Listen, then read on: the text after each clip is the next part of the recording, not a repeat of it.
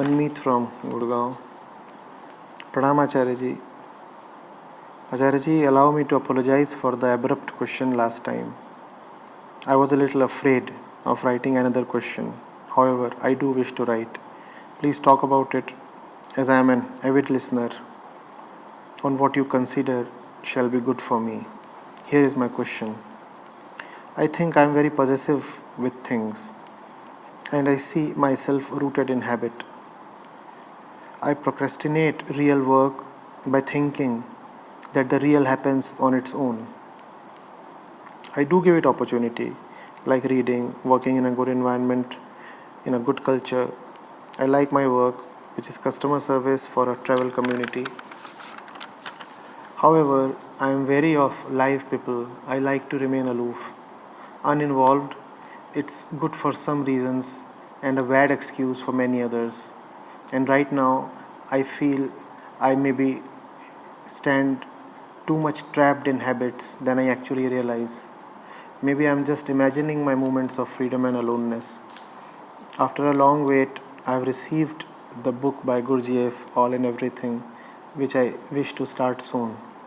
Please talk about breaking habits and living a more aware life. Manmeet, Gurgaon.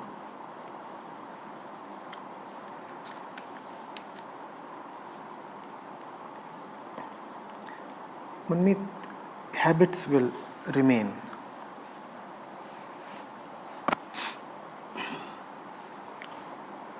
As long as you are alive, habits will remain. You know what is your most primitive habit? The breath, the heartbeat. These are the most primitive habits. They will remain.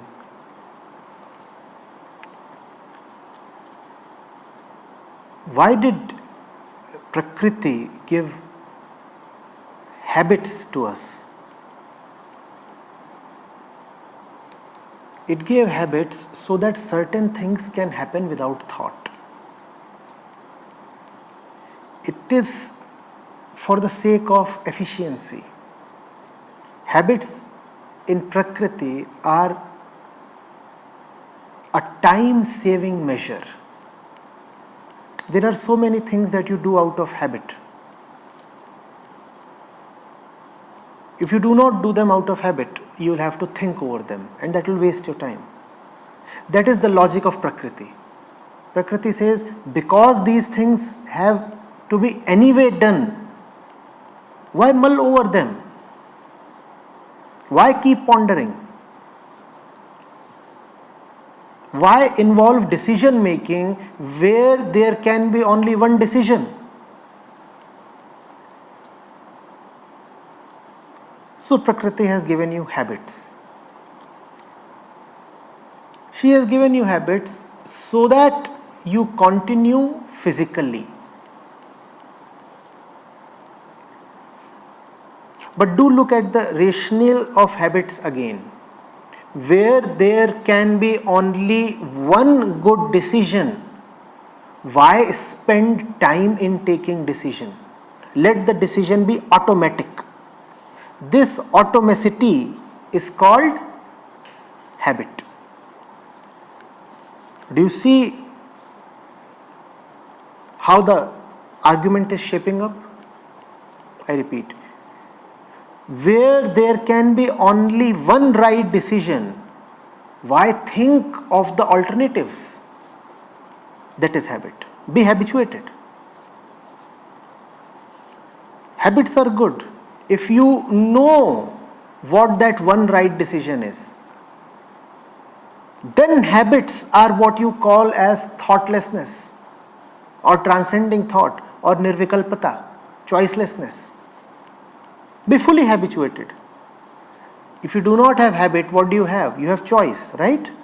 If you do not have habit, then how do you operate? Then you operate using your consciousness and the faculty of decision making by weighing the pros and cons, by looking at this alternative and that one, and then you come to a decision. That is what you call as normal decision making. In habit, there is no decision making involved, right? You just do it. You just do it.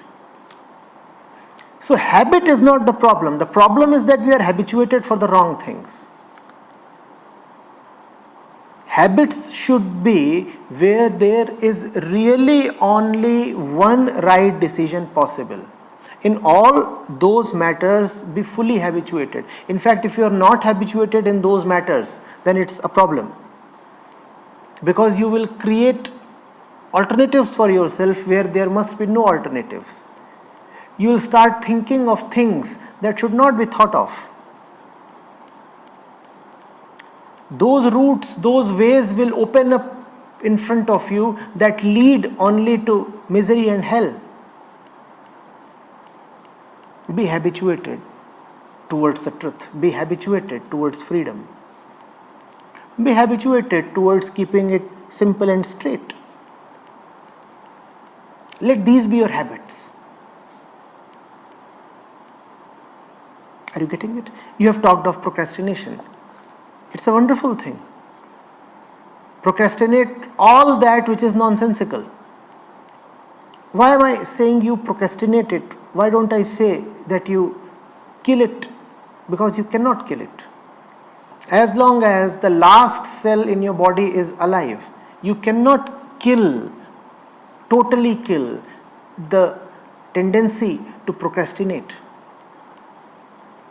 Every cell in your body knows procrastination. Don't you know that?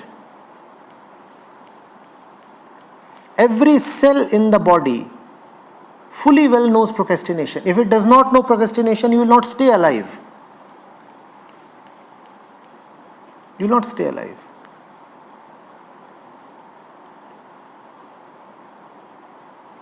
The entire physical organism works on the principle of right timing. Everything has a right time.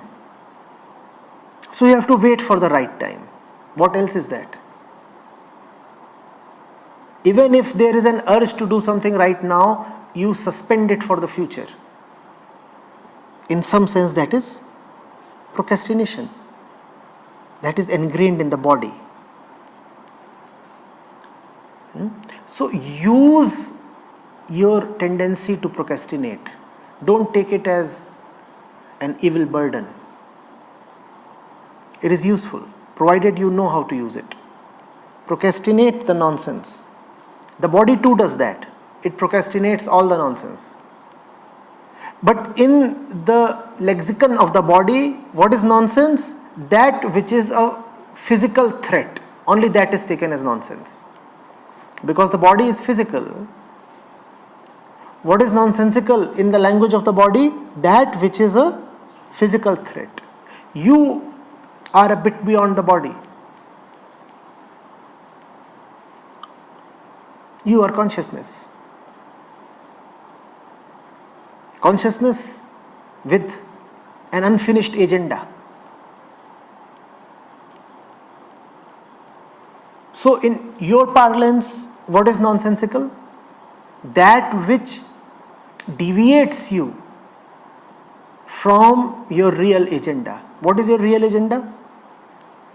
To come to a standstill, to come to a conclusion, to come to an end, to come to a completion. Procrastinate that. Procrastinate that because it will keep coming to you again and again. It's there in the system. It's there in the world. It's there in the body. It's there in the tendencies. It's there in all our conditioning. All nonsense keeps coming back to you even if you keep pushing it away again and again. You keep pushing it away, it will keep coming back to you. What's the only solution then? To procrastinate it. Kal aana. You cannot tell it mat aana. You can only tell it kal aana. Procrastination is so useful.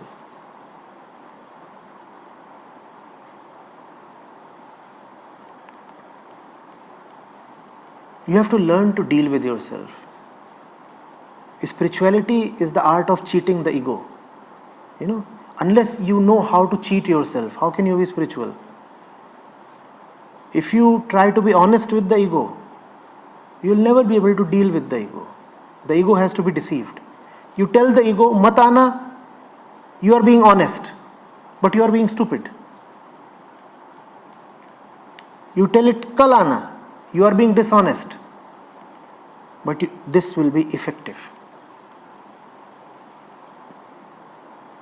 Learn to cheat yourself. You getting it? If you are to be loyal to the truth, you must learn how to be disloyal to yourself. If you are loyal to yourself, you cannot be loyal to the truth. Pick your side.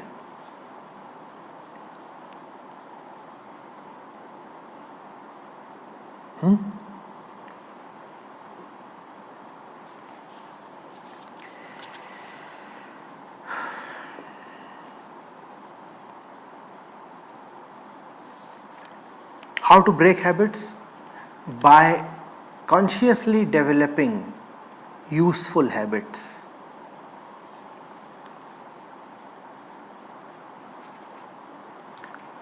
Learn to say an unconditional yes to the truth. Unconditional and instantaneous. That is a habit. Unconditional, instantaneous.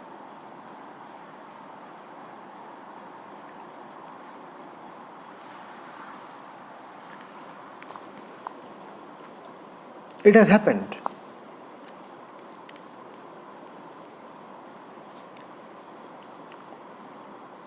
There was once a student who was given to sleeping a lot. And he would sleep with such abandonment that nothing could wake him up. So the Guru said, your only sadhana is, whenever I take your name, you have to immediately respond. It doesn't matter whether you are awake, asleep,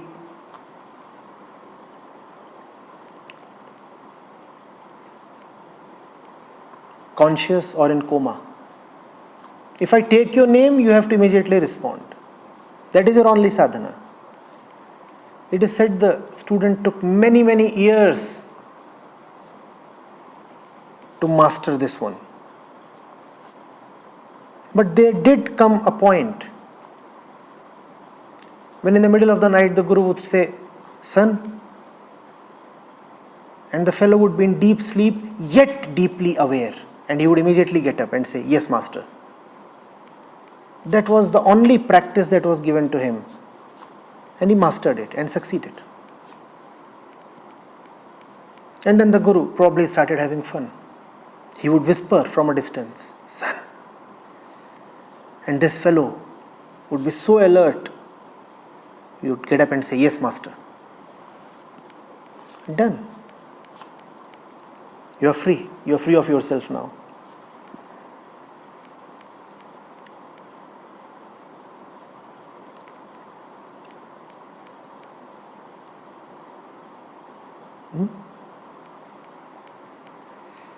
I just cooked this one up just now, so don't take this seriously and don't start looking for this story in some Upanishad or something.